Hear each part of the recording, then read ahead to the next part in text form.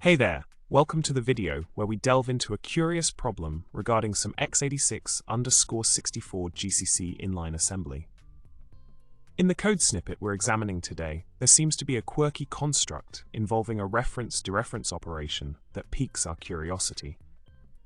The question that arises is, what purpose does this construct serve, and is there a less convoluted way to achieve the same result? Now, let's get into the solution to this intriguing problem. As it turns out, the reference-dereference operation doesn't seem to have any functional significance at all.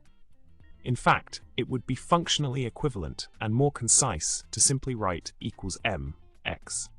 However, there could be a rationale behind using this syntax. In some cases, when working with inline assembly and memory operands, it's common to have a pointer to the memory being used. Therefore, the author might have adopted the style of always writing memory operands in the form m, xpr, leading to the usage of m and x when dealing with the variable x directly. In summary, we've explored the curious case of a reference-dereference operation in x86_64 GCC inline assembly. While the construct might seem puzzling at first, it appears to be more of a stylistic choice than a functional necessity.